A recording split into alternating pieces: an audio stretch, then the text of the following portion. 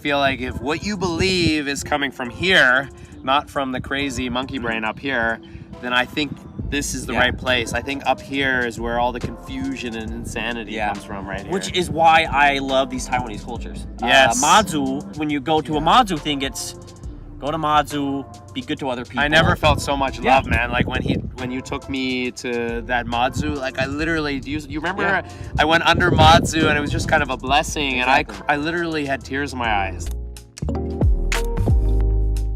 The last time we got together before the, the light lockdown that hit Taiwan, we were in Hualien. Hualien, experiencing the life. That was, the fishing for crabs. Remember pulling the crabs out? So good. The bait for the crabs is placed 1 meter into the sand, and with the use of a little net trap, the crabs are scooped from the bait into our hands. Oh my gosh! Crab catching. Here we go. I got 2! Yes! 你看这个2个 No! I got none. Okay. Go! Oh no! Yeah, you got 1! I got one! Kiss it! When the lockdowns came, I was very let down. I am an outdoor kind of guy. That's where my inspiration, that's where my creativity, that's where my happiness derives from. So when the lockdown came, they urged people not to go outside. Filming came to a stop. My main reason, and I made a video talking about this, is when you film with a mask, it makes a barrier between you and the camera because your smile says everything about a person. Talking is half your speech, half body language, and most of that comes from your mouth. So I feel like I couldn't connect with the camera, and all motivation was just ceased. That's exactly. It was gone. That's what I felt. I had no motivation, zero. And then for me, I don't like to film inside. I also have 2 crazy kids running around, so the logistics of having a quiet setting is also impossible. It was lightly depressed, and then from then it's kind of even lingered to now, where it's just it's affected me until now even. Agreed. It really does make some challenges for us as videographers. Very. Then as YouTubers, our goal is to hit on hot topics. And I guess the biggest hot topic is COVID-19. And I did a few, but after I did a few, I was done with the topic, and I could no longer be on the trending topic. And I didn't want to continue filming that. Number 1, it wasn't my interest. Number 2, I didn't want to feed to the negative pool. And there's so much negativity, right? That was I think we're on the exact same page. In the time that you weren't able to make as many videos, what did you do to stay healthy? Well, I did a few things, but mainly exercise and diet. Hold on, you also took something else up. I think cycling. It was during that. Cycling! Right? That is the greatest sport of all time. The greatest exercise. You can see new places, you can exercise, and also during that time, I learned how to cook. I taught myself culinary art. Logan Beck, the chef. Yeah, well, at the beginning of this year, I realized I could make some of my favorite foods, and I could barely make food at all, even scrambled eggs. So I decided last year's New Year goal was to learn how to cook. Cool. So it got to the point where last year, the last 3 months, I could open my fridge and just make a full 5-course meal just with what was in there. Found a hobby, found something I enjoyed, Okay, so you used to be a Mormon. Correct. I remember when you decided, we chatted a little bit, and I think it was a very emotional time for you, right? To decide I was a Mormon, and now I'm not sure if this life resonates with me.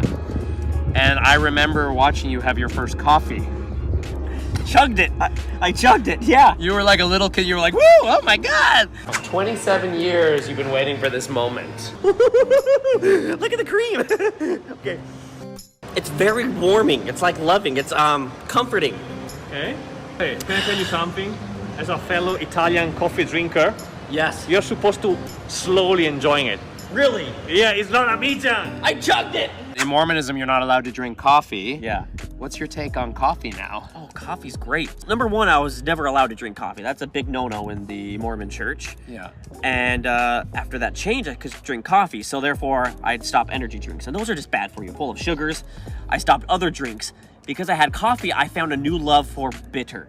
Yes. The nice roasted taste, which led me to rather have a coffee than a whole bunch of sweets. And that's what helped me lose a lot of weight, was actually switching to coffee, which is actually, when you drink it in a moderate way, Moderate is key. It's actually really healthy for your body, moderately speaking. Moderately, that is. With your metabolism. I agree with you about metabolism though, because I went about 100 and I don't know if it was 160 or 180 days without any caffeine. I gained weight during that time, big time. I went back to it and I started dropping the weight and going back to the size that I want to be again. And I think the caffeine, it speeds up your metabolism. I agree. Is there anything else that you would want to share, having been a Mormon, to who you are now, like anything profound that you would want to share that's inspiring to people? Yeah, I will make a disclaimer. No matter how I say it, it will be offending, because I'd rather speak open about it. But the truth is, I guess, have you seen the movie Bubble Boy?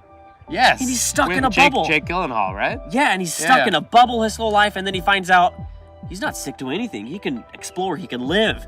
And it was like that. So I grew up in a very orthodox Mormon religion. I don't try to blame my parents. I don't blame my society, because they all grew up in that. It was part of the system. They're all good people. They're all good people, but it's a system that was broken. The first part was very hard. It was very sad. It was had to erase my whole identity.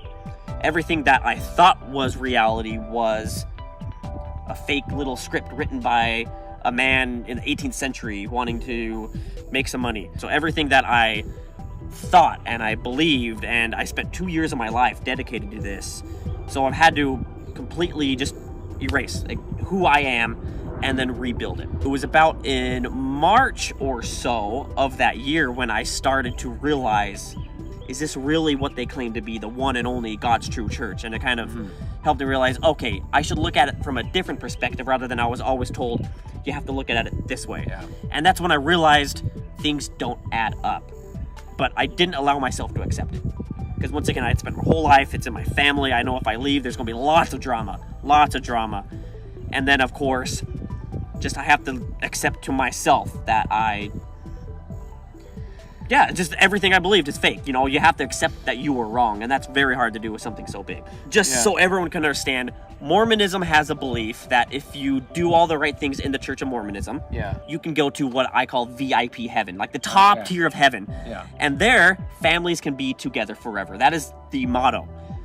But if you apostate or you leave the church, you no longer get to be with your family forever. So by me leaving, it's just like I died for my family, because they mentally believe they will go to VIP heaven and I will no longer be there. They lost their son for an eternity because of my decision on earth. They fully 100% believe their child is gone. You can come to my heaven if you want. And then I had the time when I accepted that I was wrong. And that's kind of when I went into a depression, and then I jumped on an angry stage. Anger is an appropriate response for human beings. It's also part of healing. Yeah, and I feel like I was very vindicated in how I felt, what I acted. But then after I realized that, I decided my next stage level, of building myself. I'm now very open about the fact that I'm no longer Mormon, but I accept those that want to. I would say, however, just think and look outside the box rather than always inside on what you've been told every single day. Because every story has more than two sides. And I like you use the term people need to be tolerant of one another. You don't have to agree with how people are, and I think this is a problem in today's societies. In society, we need to accept that people have different paths, and we do not all see life the same way.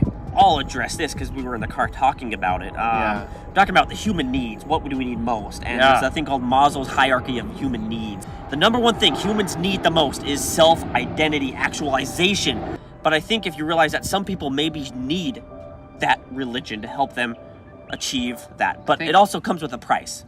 I think for a lot of people, not having the religion might make them crazy. Speaking from my own experience, I'm not a religious person, and I've had that self-realization in my existence. And when you don't have a label for whatever that is, it can be a scary place sometimes. Well, because you don't know who you are. But I think it's actually beautiful to not know who you are, and that's my perspective of it. Because not knowing who you are means you know who you're not. The layers of programming that happen. It's deep. It's deep. Coming out of this now, you must feel a relief to be able to say, this is what I am not. But what are you? I'm Logan. You're Logan. I am the Lord of Mijiang. I am the savior of the Mijiang Church. I love it.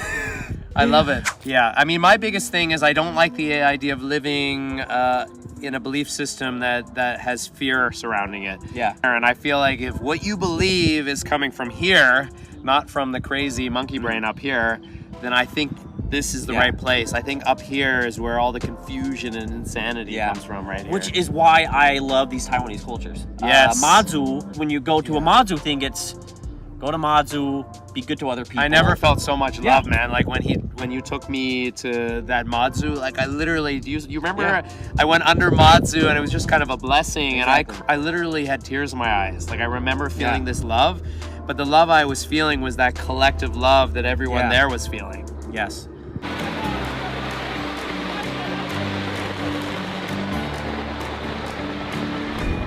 Hey! How was it, man? Can I tell you what I wish for? What? Peace and love for the whole world. That's beautiful, Cole. I actually feel emotional right now. That is beautiful, man. I don't know if I'm just caught up with the crowd or whatever. I actually feel something in my heart right now, honestly. Absolutely beautiful. Just be a good person, religion or not. I guess it's... Second disclaimer, the reason we're sharing this is not to be a bash on religions, a certain religion, but I think it's important. I went through a very hardful phase on my faith transaction, my faith crisis, in which many people will also could be experiencing. And I think it's a good learning opportunity to share this, so it's nothing negative upon one's own belief if you have your own religious, but there are many people suffering from faith crisis. So many.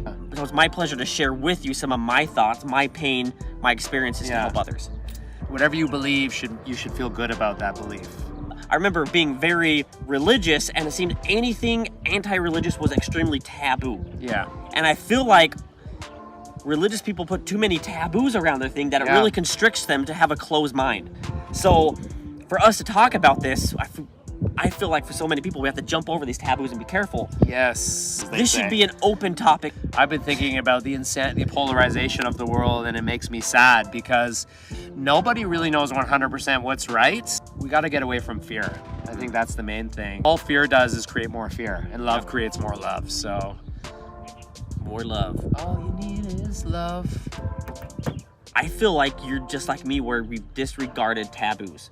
I'm just tired of it. I don't like I can't worry all the time about what every single person's gonna think, because then I would just keep my mouth shut all the time. You know, and it's even hard to keep track of what's okay and not okay to talk about in 2022. Do you have anything that currently inspires you, or that you would like to share to inspire? Like, is there anything that comes to mind? I used to have a very negative aspect on selfishness. But there is a level of selfishness that I think everyone should have. Do things for yourself that makes you happy. Just as long as it doesn't affect anyone negatively. Don't hurt other people. Yes.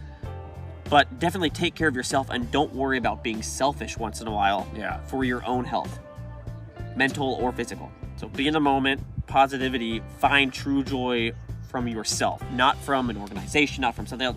Leave a comment. Would you like to see Logan and I start a podcast together? That would be we have talked about that before. Many times. With that said, I hope you have a wonderful morning, afternoon, or evening, wherever you are. Thank you for watching A Healthy Balance, and 喝一杯，快乐一杯，米江万岁。